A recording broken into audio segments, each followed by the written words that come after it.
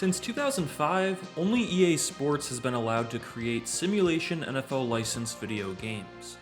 This is still true, but some newer football games have been announced that seem like they could be a worthy competitor to EA's Madden.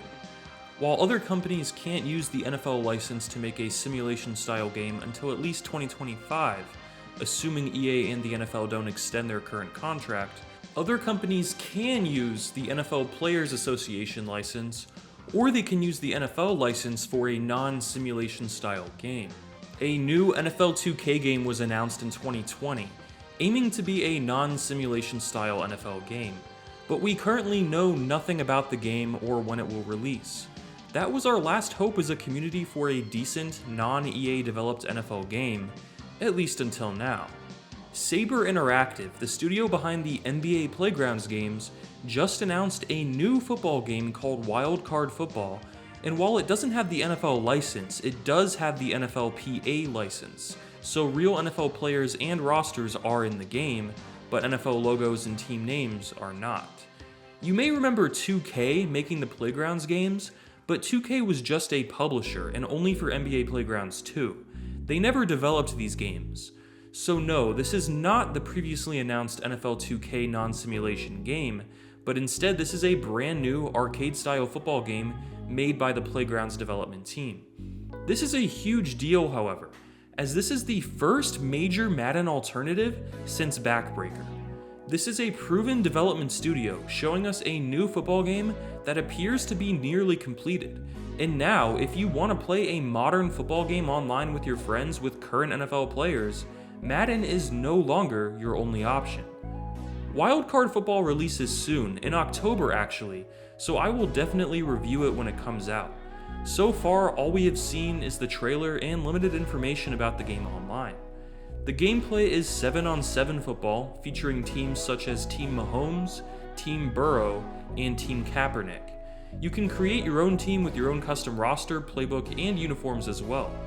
NFL players confirmed to be in the game include Jalen Hurts, Justin Jefferson, TJ Watt, Joey Bosa, Jamar Chase, Aaron Donald, Lamar Jackson, and more. The feature meant to make this game feel original and unique is the wildcard mechanic, hence the name Wildcard Football. Throughout games, you draw cards from a deck, each with different power-ups, similar to Madden cards from the PS2 era. The cards can be simple, such as an increase in pass accuracy, or wild, such as UFOs that abduct opposing players. The actual gameplay resembles that of an NFL Blitz game, with cartoon-style player models and arcade-style gameplay. But from the trailers, it looks polished and promising. This will legitimately be an option for those sick of Madden.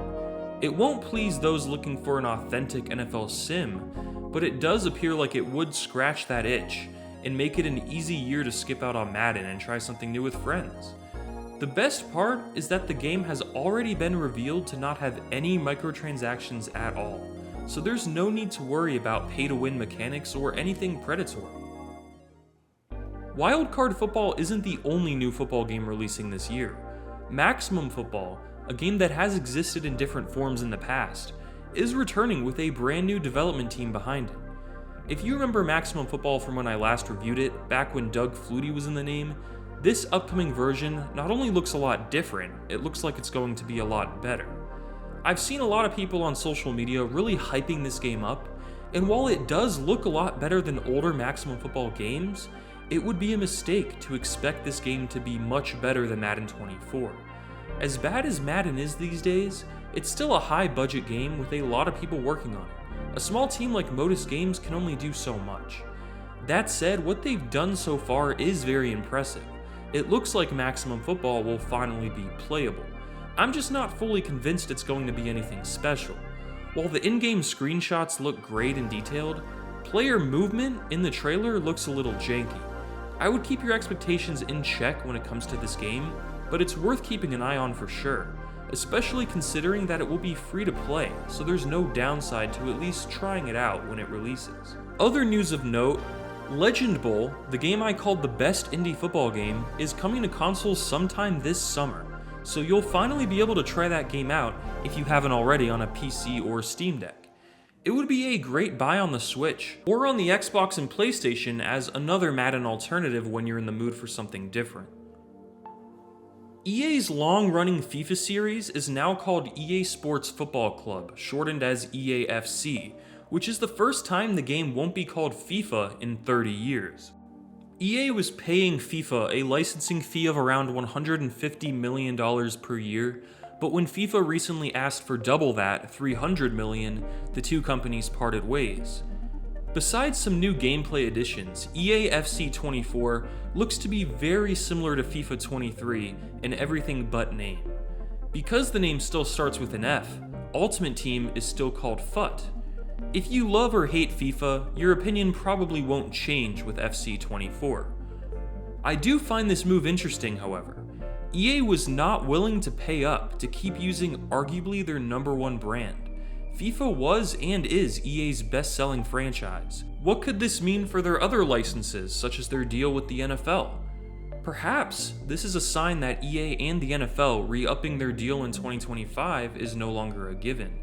The NFL has an option year with EA in 2026, so either by 2025 or 2026, maybe the NFL license will become too expensive for EA to buy exclusively, and instead, they go for a cheaper, non-exclusive license. I can see this happening because it would save EA a good bit of money, as the exclusive license has to be more expensive than a non-exclusive one, and because EA holds the rights to the Madden branding. So even if, say, 2K came back, at least for some time EA should remain the market leader due to brand recognition. As consumers, the exclusive license would end, allowing us to have options and choices for NFL video games. Even if that never happens, we now have more options than we've had in a long time. EA's monopoly on NFL games is ending. With wildcard football, there is now an alternative with NFL players and a legit, proven development studio making the game. Maximum Football also looks promising. Sunday Rivals is a solid PC and Steam Deck option. Legend Bowl is coming to consoles. Retro Bowl is as good as mobile games get. 2K's NFL game is still being developed. Emulating older football games is easier than ever before. And EA is bringing back their college football series soon, which creates internal competition between the college team and the Madden team. Our choices for alternatives are increasing every year. Hopefully this puts more pressure on EA so they put more effort into Madden, or we end up with a competing game that's better, or EA and the NFL drop their exclusive license in the future. Regardless of what happens next, at least as of today, things are looking a lot less bleak than they used to in the sports genre. Anyways, this was just a quick recap video of some recent news in the sports gaming world. Let me know if I should make more videos like this in the future to go along with the usual retrospectives, reviews, and documentaries, and let me know what you guys think about wildcard football, Maximum Football, and your thoughts on FIFA's name change to EAFC. Thanks for watching.